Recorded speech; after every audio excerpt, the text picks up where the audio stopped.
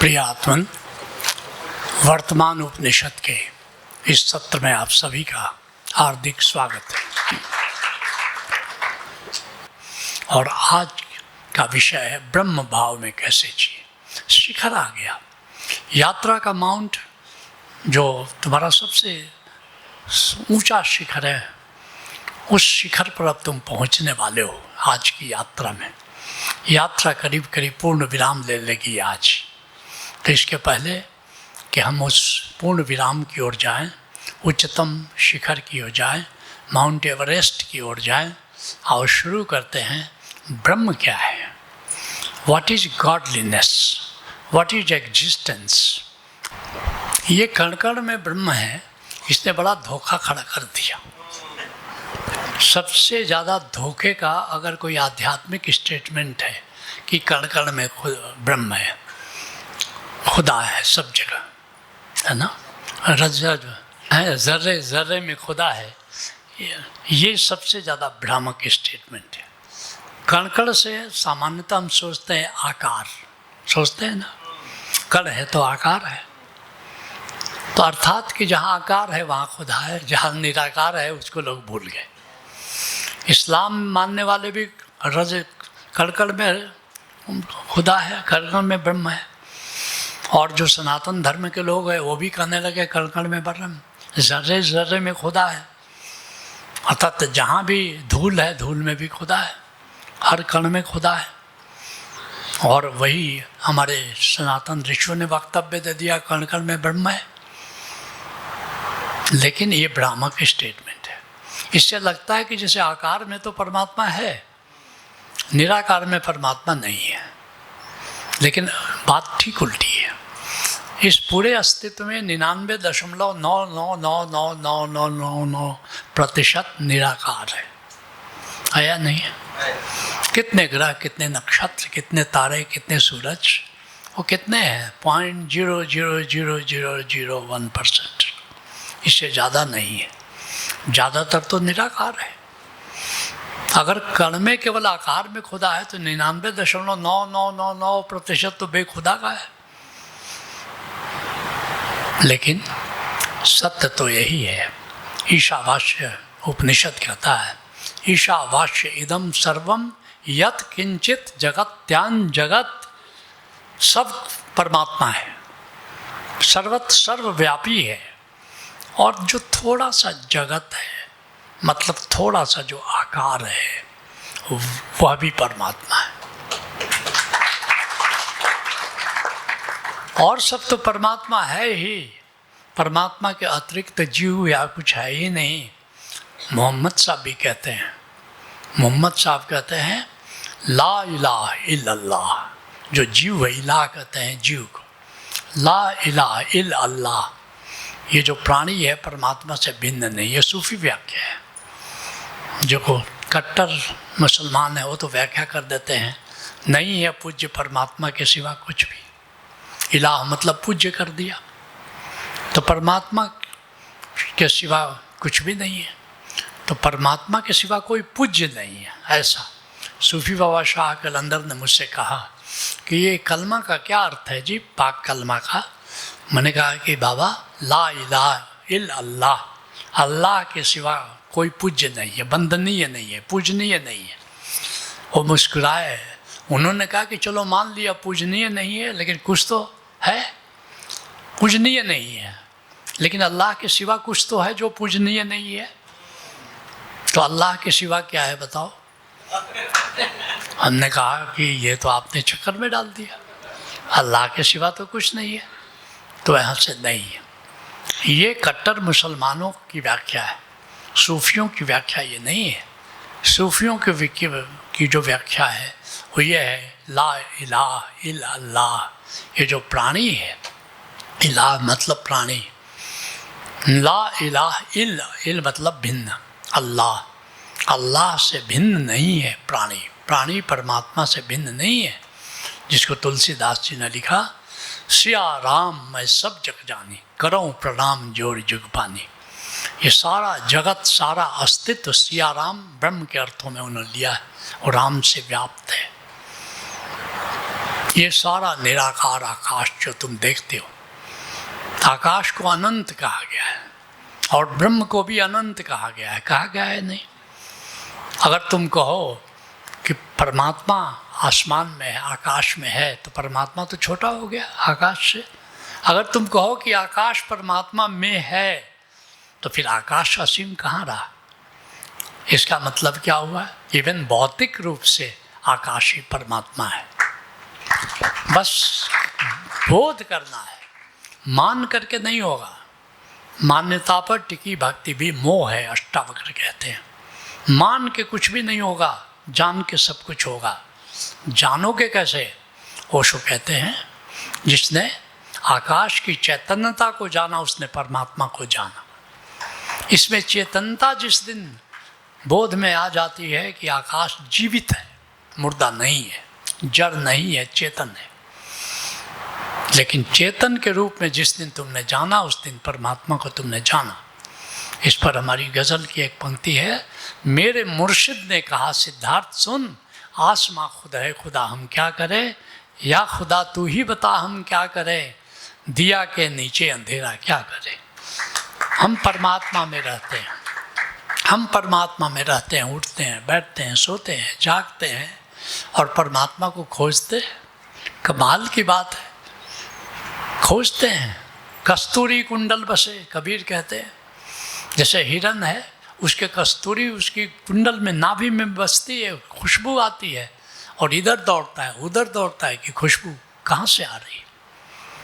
सब जगह है, तुम्हारे भीतर भी है, तुम्हारे बाहर भी है। ये है परमात्मा। ये गजब की बात है, किसी भी संत ने इस बात को कहा नहीं। कहा नहीं, क्यों नहीं कहा? कबीर साहब से उम्मीद की जाती थी, क्योंकि अध्यात्म का लंगोटा तो कबीर साहब के पास है। ऐसा कुछ भी नहीं है जो कबीर साहब ने कह नहीं दिया। फिर ये क्यों नहीं कहा कि ये आकाश परमात्मा है?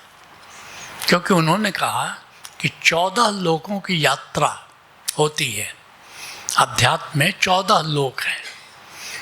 जो क्या क्या लोक हैं अपना उन्होंने बताया कि अद्वैत लोक है, निर्वाण लोक है और भी बहुत सारे लोक हैं। और अंत में क्या कहा? अकह लोक। अकह लोक अर्थात 14वां जो लोक है, जो अंतिम लोक है, उसके बारे में बातचीत नहीं होनी चाहिए। इसलिए और कबीर की परंपरा सारे संतों ने फॉलो किया। तो ये ऐसा नहीं कि लोगों ने जाना नहीं, कबीर साहब ने जाना। कबीर तभी तो कबीर साहब कहते हैं, आँख न मूंदो कान न रूंधो, तनिक कष्ट नहीं डारो, खुले नयन पहचाने हंसी हंसी, सुंदर रूप निहारो साधो सहज समाधि बनी। कहा कि नहीं कहा? तो खुले आँख परमात्मा को देख रहे थे, तभी तो कहा। जान रहे थे, चरणदास ने जाना उन्होंने, लेकिन कहा नहीं, केवल संकेत किया। उन दरिया साहब ने कहा, दरिया साहब ने कहा कि परमात्मा का नाम बदल दिया। बेबाहा, बाहा कहते हैं सीमा को, गांव का बाहा, गांव की सीमा कहाँ तक है। बेबाहा मतलब असीम, असीम है तो कोई आकार तो असीम हो ही नहीं सकता। असीम तो केवल निराकार है और तो हो ही नहीं सकता। अर्थात इन संतों ने जाना था, अपने अपने नाम भी दिए थे। पहली बार और लोगों ने तब क्या अद्भुत गीता दत्तात्रेय साहब, वो कहते हैं आकाश जैसा है, तो आकाश जैसा तो केवल आकाश है। एक गजब की बात है, वाल्मीकि जी रामायण वाल्मीकि लिख रहे थे, तो रावण और राम के युद्ध की चर्चा कर रहे थे। तो पुराने संतों की आदत थी कि वो लिख के काटते नहीं थे। वो सोचते थे कि वो कहीं से उतर रहा है, काटूंगा नहीं, काटूंगा नहीं। तुलसीदास जी भी जब रामायण लिख रहे थे तो उन्होंने लिख दिया कि संत उसका स्वभाव कैसा होता है, मक्खन के जैसा होता है, संत चरित नवनीत समाना। तो तुलसीदास जी जो लिख देते थे उस काट करके, जैसे आज के लेखक करते ना, नहीं जजा काट करके फिर लिख देते हैं। पुराने संत को ये परमिटेड नहीं था काट के लिख देना। अब आप दूसरी पंक्ति में आप उसको जस्टिफाई करिए या कहिए कि मैंने गलत लिखा, लेकिन ये नहीं आप कह सकते हैं कि ये काट नहीं सकते, हंसपद नहीं लगा सकते हैं। हम लोग कर देते थे, हंसपद लगा के ऊपर लिख देते, हंसपद नहीं चलता है। तो क्या कहा तुलसीदास जी ने? कहा कबिन पर कहा न जाना। ऐसा मैं नहीं कह रहा हूँ, कवियों ने ऐसा कहा है, लेकिन उन्हें कहना नहीं आया। क्यों नहीं आया? क्यों गलत है? क्योंकि आँच दो तो मक्खन पिघल जाता है, और संत पर ताप दो तो खिल जाता है, समर जाता है। वो पिघलता नहीं है, समर जाता है। इसलिए आप मक्खन की तुलना संत से नहीं कर सकते, नहीं कर सकते। तो इसलिए संतों ने खुल के कहीं नहीं कहा। अवधूत गीता ने कहा, अवधूत गीता के ऋषि हैं दत्तात्रेय। उसी तरह अष्टावक्र ने कहा, जनक को समझाया इशारे से। तो जब कहा कि समझे, तुमने समझा जनक? तो कहा कि हाँ गुरुदेव समझा। आकाश सरीखा शाश्वत हूँ मैं समझ गया कि आकाश जैसा हूँ मैं। लेकिन ये गुरु चेला दोनों ने छिपा लिया कि आकाश ही ब्रह्म है, लेकिन ये किसी ने नहीं कहा। ओशो ने हिम्मत किया कहने की। तो क्या कहा? देखो, साफ नहीं कहा। कबीर का लंगोटा उन्होंने स्वीकार किया। कबीर कहते कि इसको कहना नहीं है। तो क्या कहा? जिसने आकाश की चैतन्यता को जाना उसने परमात्मा। कितना घुमा के कह रहे हैं, कितना घुमा के कह रहे हैं। तो तुम मुझसे पूछोगे, जब सारे संतों ने नहीं कहा, आपके गुरु ने भी नहीं कहा, तो आप क्यों इतना ढिठाई कर रहे हैं? मैं इसलिए ढिठाई कर रहा हूँ कि अब खुल के कहो बात, तभी बात बनेगी। ये दौर इशारा तो कनायात नहीं है। अब बात वैज्ञानिक ढंग से कहनी पड़ेगी, नहीं तो अध्यात्म विज्ञान के सामने टिक नहीं पाएगा। हमारा कंपटीशन, अध्यात्म का कंपटीशन विज्ञान से है।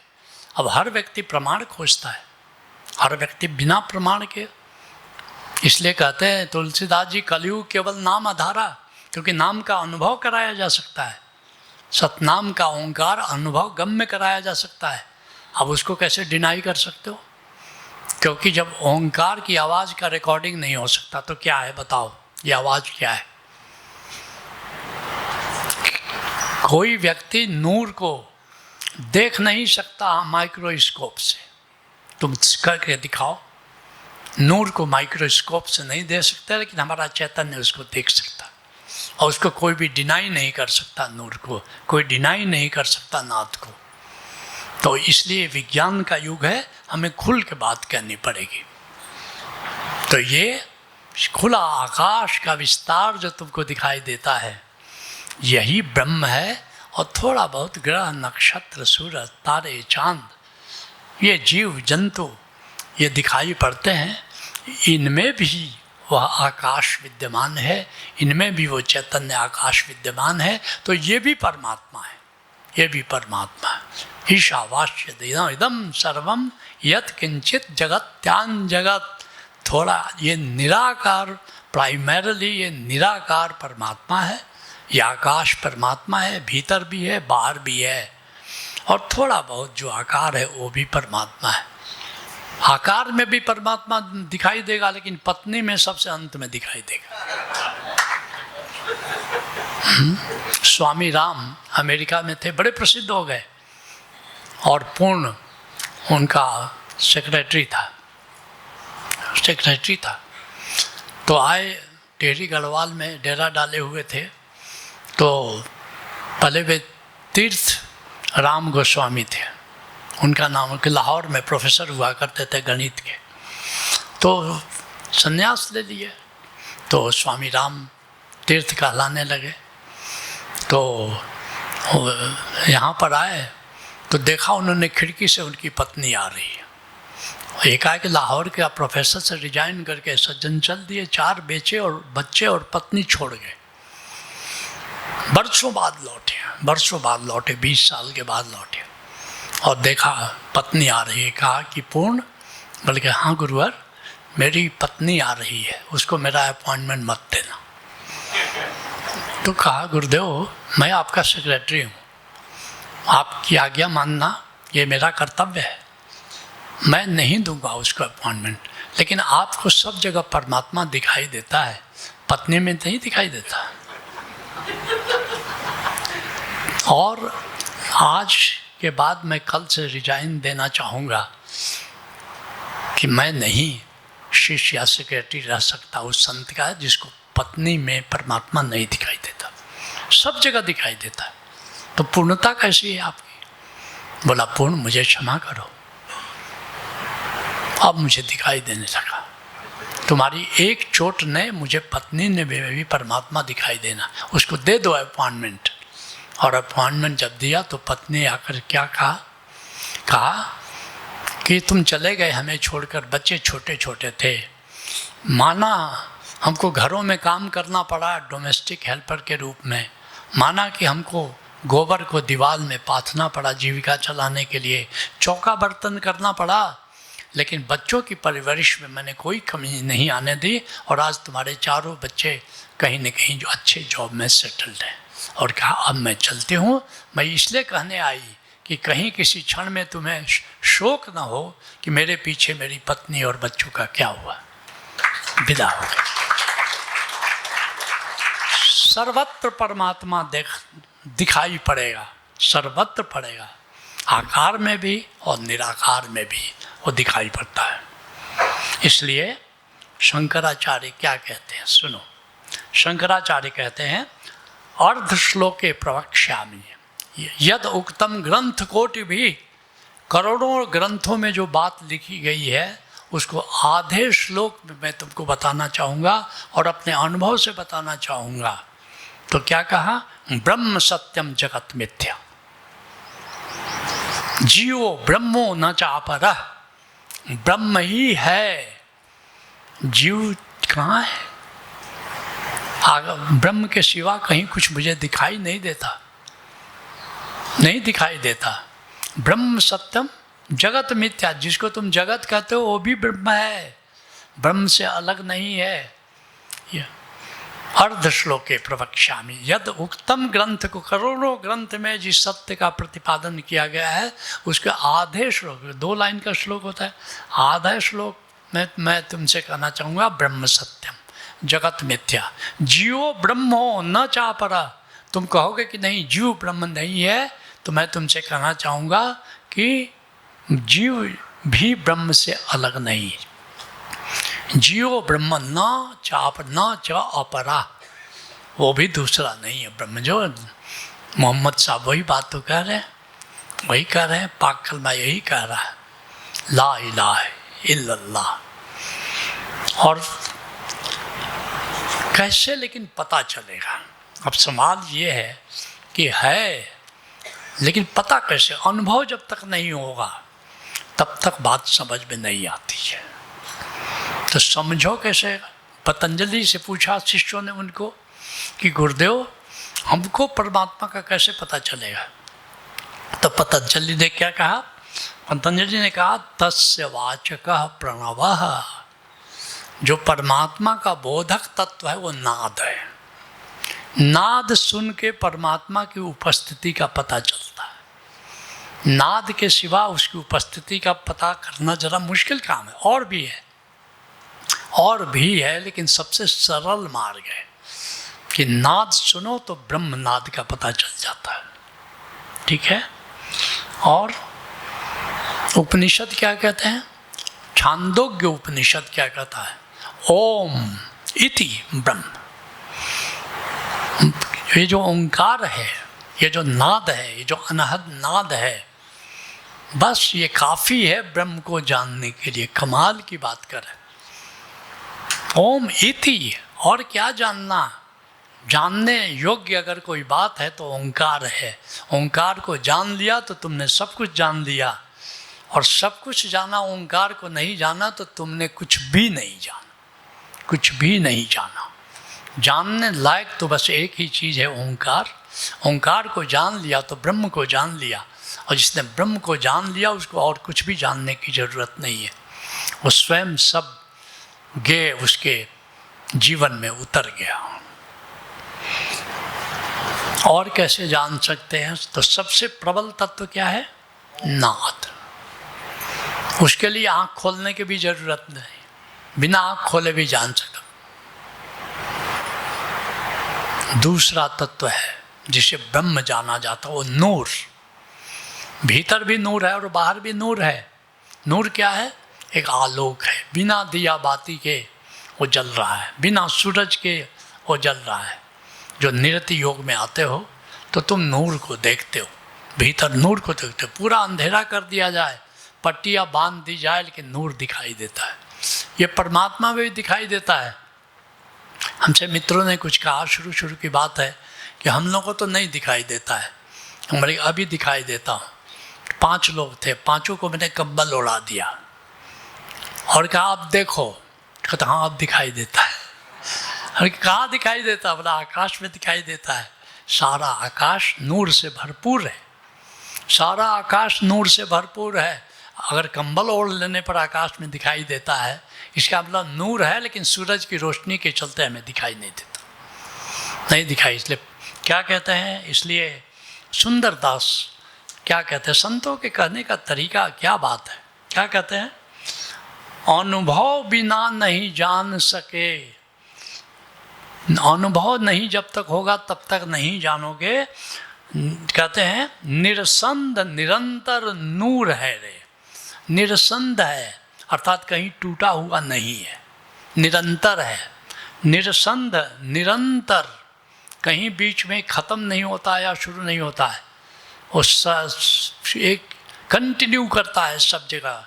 नूर है रे, परमात्मा प्रकाश है, परमात्मा प्रकाश है। और ऐसा प्रकाश कि जिसके लिए ईंधन नहीं चाहिए, बाती नहीं चाहिए, कुछ भी नहीं चाहिए, प्रकाश है, प्रकाश है, बिना दिया बाती के प्रकाश है। और क्या है परमात्मा? तुम सब जानते हो, जो आत्मा के जितने आयाम है वो सब परमात्मा के आयाम। अमृत है, अमृत का अर्थ क्या हुआ? शाश्वत है, कभी मरता नहीं है। पर सुना है कभी परमात्मा मर जाएगा? केवल एक पागल ने कहा था कि परमात्मा मर गया। उस पागल का नाम क्या था? नित्से। नित्से कहा था गॉड इज डेड, परमात्मा मर गया, और फिर अपने भी पागल होके मरा। परमात्मा कभी मरता नहीं है, अजर अजर अमर है। और परमात्मा क्या है? सत्यम है, शिवम है, सुंदरम है। सत्य का अर्थ शाश्वत हुआ, शिवम का अर्थ हुआ मंगलमय, सुंदरम का अर्थ है वो सौंदर्यमय है, सौंदर्य का प्रमोटर है। He is promoter of truth, he is promoter of wellness, as he is promoter of beauty. वो प्रमोट करता है। इसलिए सृष्टि देखते हो कितनी सुंदर है, कमाल का बनाया है, कमाल का बनाया। एक पंछी सुंदर सा छोटा सा, क्या कमाल की रचना है, उसकी रचना अद्भुत है, सुंदरम है। और कैसा है परमात्मा? चैतन्य है, सच्चित आनंद है, सच्चित आनंद है। वो न्याय का प्रमोटर है, वो चैतन्य है। सच्चित आनंद के साथ सत्यम शिवम सुंदरम, सत्यम का अर्थ सत्य और न्याय का प्रमोटर है। शिवम है अर्थात मंगलमय है, और सुंदरम है अर्थात प्रमोटर ऑफ ब्यूटी है। इसलिए जंगल में कहीं दुर्गंध नहीं देखोगे। आदमी जहाँ जाता है दुर्गंध पैदा कर देता है, परमात्मा जहाँ रहता है वहाँ दुर्गंध नहीं रहता। ब्यूटी का प्रमोटर है। और कैसा है? आए जाए सो माया, संतों रज्जब साहब कहते हैं आए जाए सो माया। जिसमें गति है वो माया है, और जिसमें अगति है, जो अचल है, वो ब्रह्म है। और कैसा? अचल, अलग। इन आँखों से उसको नहीं देख सकते हो, इंद्रियों से नहीं देख सकते हो, चैतन्य देखता है, अलग है। निरंजन, रंगहीन है। आकाश में कोई रंग है? कोई नहीं। और नीला आकाश जो देखते हो तो रंगहीन है। ये कैसे? ये फिजिक्स वाले तुमको बताएंगे कि जो सूरज की किरणें आती हैं वो रंगहीन होती हैं, लेकिन वो 7 भाग में टूट जाती हैं तो सबसे ऊपर टूट के नीली किरण जाती, इसलिए आकाश नीला दिखता है। वास्तव में है नहीं, वास्तव में है नहीं, वो रंगहीन है। ठीक है? और सबसे महत्वपूर्ण वो असीम है, असीम है। अब दूसरा सवाल, ब्रह्म भाव क्या है? ब्रह्म को तो जान लिया, ब्रह्म भाव क्या है, क्योंकि जीना तो ब्रह्म भाव में है, ब्रह्म में तो नहीं जीना, ब्रह्म भाव में जीना। तो ब्रह्म भाव क्या है बताए। कहते हैं शंकराचार्य, योग रतो वा भोग रतो वा, तुम क्या करते हो ब्रह्म को जीने के लिए, योग करते हो कि भोग करते हो, ये महत्वपूर्ण नहीं है। कमाल का क्रांतिकारी वचन ओशो नहीं कर रहे हैं, शंकराचार्य कर रहे हैं। तुम योग कर रहे हो कि भोग करो, ये माने नहीं रखता। तो क्या माने रखता? योग रतो वा भोग रतो वा, और क्या है इसके बाद?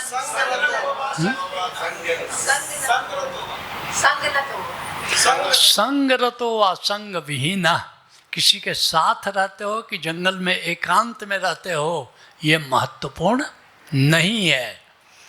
परिवार के साथ रहते हो कि जंगल में कुटिया बना के रहते हो, दिस इज नॉट इम्पॉर्टेंट, ये महत्वपूर्ण नहीं है। तो महत्वपूर्ण क्या है? ब्रह्मणि रमते चित्तम यस्य नंदति नंदति नंदति, है वो ब्रह्म में जिसका चित्त रमण करता है, उसके समान आनंद नहीं है, नहीं है, नहीं। ब्रह्म में रमण करना है, यही ब्रह्म भाव है। तो ब्रह्म में रमण कैसे करोगे? जैसे प्रकृति में रमण किया था, कैसे करोगे ब्रह्म में रमण? उसका सूत्र है ब्रह्म के स्मरण में जीना ब्रह्म भाव है। सीधी सादी परिभाषा है। ब्रह्म के स्मरण में, ब्रह्म के विस्मरण में सब जीते हैं। एक तो ब्रह्म 99.999% लोग तो जानते ही नहीं ब्रह्म को। जो जानते हैं वो भी ब्रह्म का स्मरण नहीं करते, वो भी नहीं करते हैं, भूल जाते हैं। हमारे 14वें 15वें तल में आकर के तो सब जानते हैं ब्रह्म क्या है, कितने रमण कर रहे हैं। पैसा पर खूब रमण हो रहा है, उसमें कहना नहीं पड़ता है, खुद रमण करता है। नोट दिख जाए $100 का नोट तो ब्रह्म भूल जाता है। ब्रह्म के स्मरण में जीना ब्रह्म भाव, और ब्रह्म के स्मरण में, ब्रह्म शाश्वत है, शाश्वत के स्मरण में जब भी होगे तुम वर्तमान में आ जाओ। ब्रह्म शाश्वत तत्व है, राइट। तो अंतिम प्रश्न है ब्रह्म भाव में कैसे जिए। ब्रह्म भाव तो समझ गए, तो कैसे जिए?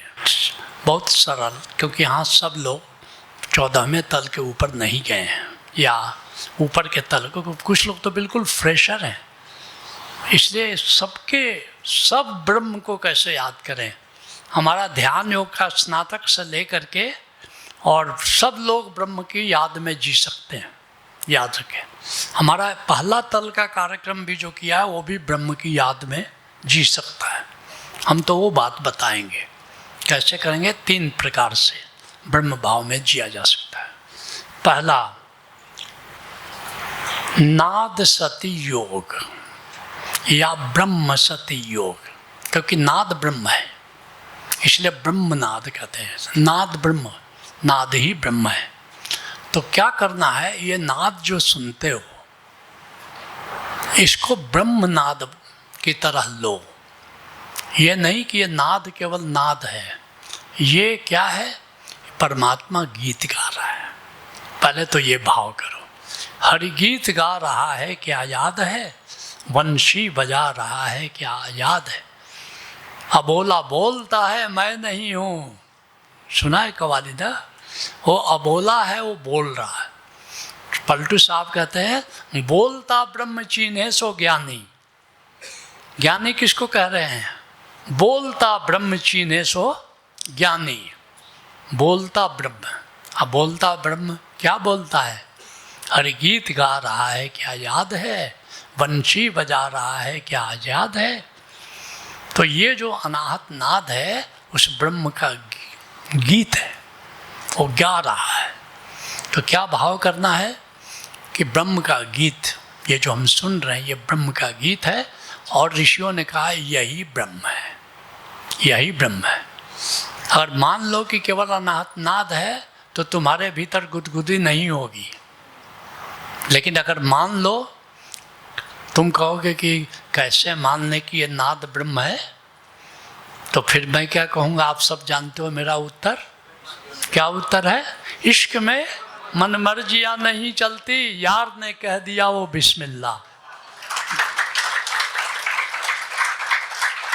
गुरु ने कह दिया वो ब्रह्म है तो ब्रह्म है, ब्रह्म है, उसमें कोई क्वेश्चन नहीं उठाया जा सकता। एक सद शिष्य क्वेश्चन नहीं उठाता, गुरु ने कह दिया वो। मैं एक उदाहरण देता हूँ कि एक पिता चला गया अमेरिका और एक बच्चा छोटा सा था, लौट के आया तो माँ ने, बच्चे की माँ ने कहा ये तुम्हारा बेटा रमेश है और रमेश ये तुम्हारे पिता हैं। पिता बताया, अब बच्चे को वैसा कैसे सिद्ध करो? अगर कोई बोल दे कि सिद्ध करो कि ये पिता है इसका, तो कैसे सिद्ध करेगा? सिद्ध कर सकता है? नहीं करेगा। या बच्चा पूछ दे कि मेरे पिता हैं सिद्ध करो, या पिता कहे कि सिद्ध करो कि मेरा बेटा है, क्योंकि तो देखा था 1-2 साल की अवस्था में, वो तो हो गया, युवा हो गया भाई, 20 साल का हो गया, सिद्ध नहीं कर सकता। लेकिन जब माँ बोल दे कि कौन पिता है तो वही पिता है, और कोई प्रमाण नहीं है। पिता का प्रमाण भी प्रामाणिक नहीं है प्रामाणिक? माँ बोल दे तो प्रामाणिक, माँ ने बोल, ऐसे ही सब कोई बोल दे तो प्रामाणिक नहीं है। परमात्मा के बारे में अगर गुरु बोल दे तो प्रामाणिक, वो प्रामाणिक, ठीक है। तो क्या करना है? ये ब्रह्म है, ये बोलता गूंज जो हो रही है, निरंतर गूंज जो हो रही है, ये ब्रह्म है।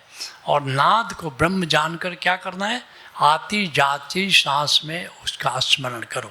सांस लो तो नाद का स्मरण, सांस छोड़ो तो नाद का स्मरण। वहाँ पहुँच रहा है।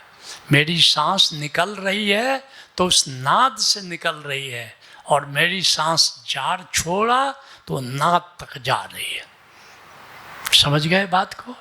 नाद से जुड़ के सांस लो तो ब्रह्म की याद बनी रहती है। आत्मसति योग जैसे कल किया था ना, आत्मसति योग।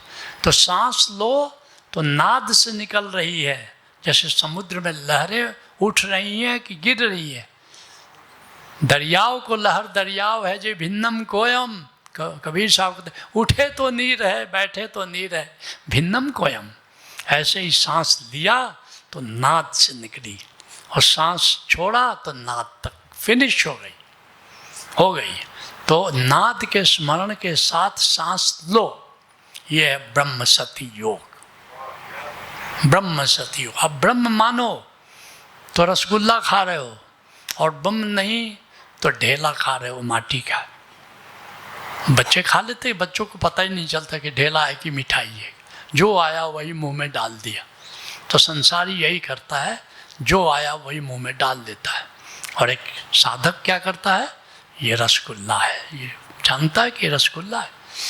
ब्रह्म सति योग इसको कहते हैं। ब्रह्म सति योग वस्तुतः नाद सति योग है, लेकिन नाद सति योग केवल ब्रह्म सति योग नहीं है।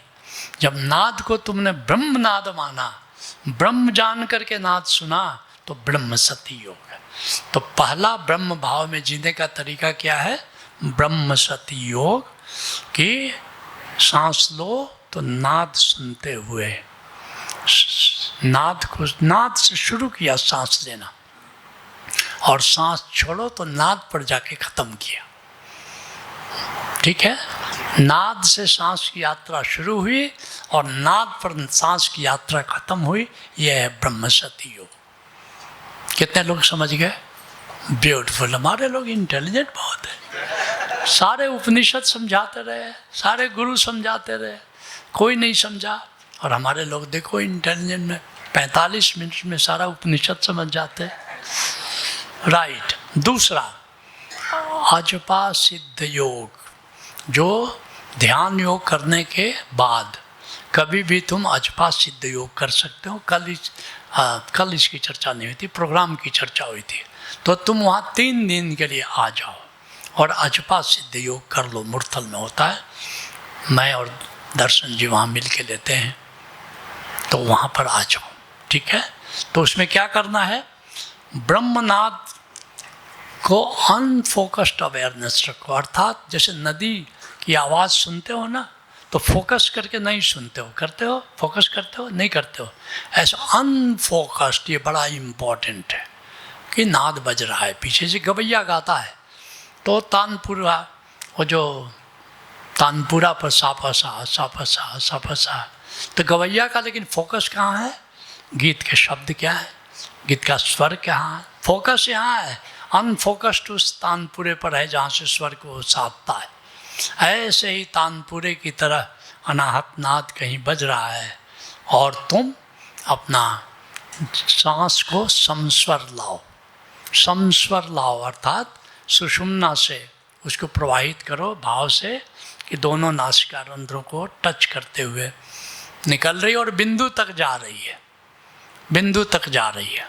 तो तीन ही चीज़ें याद रखनी है, एक ब्रह्मनाद को जो गूंज रहा है, दूसरा सुषुम्ना स्वर को जो दोनों सांसों को छूते हुए सांस निकल रही, और तीसरा बिंदु को।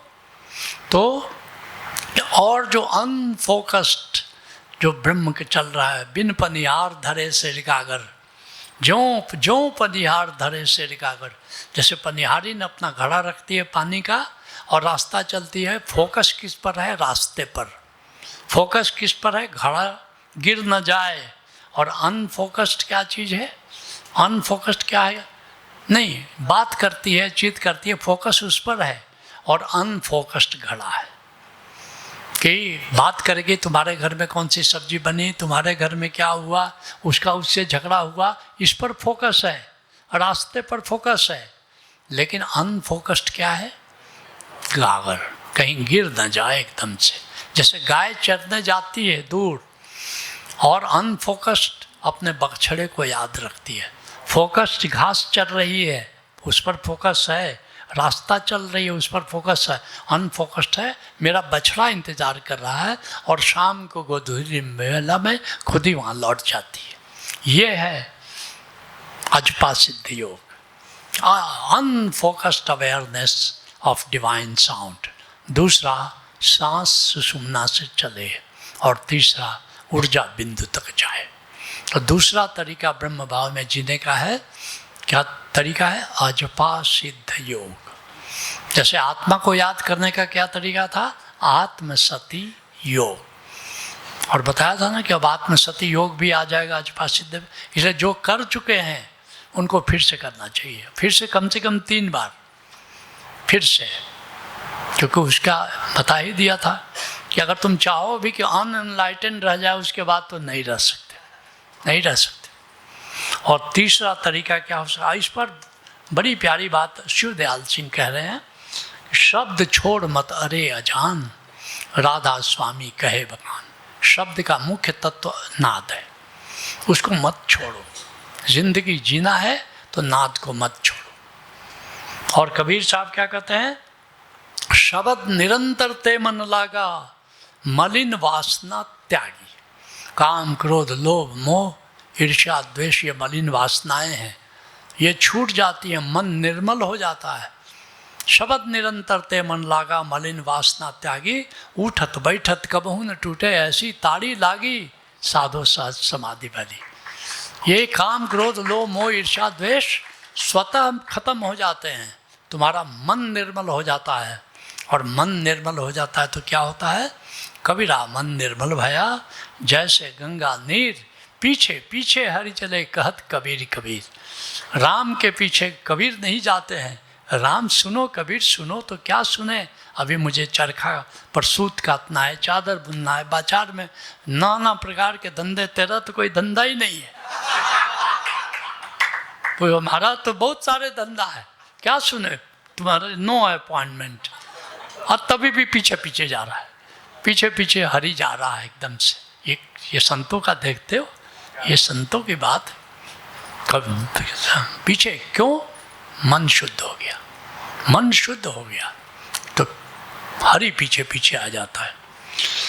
और तीसरा है, बड़ी मजेदार बात अब आ गई, चलते फिरते, चलते फिरते तुम ये भाव कर, ये अचल आकाश यही ब्रह्म है। ये हाईएस्ट बता रहा हूँ, ब्रह्म भाव जीने का हाईएस्ट। ये आकाश चैतन्य है, ब्रह्म है, ये तो सबने जान लिया।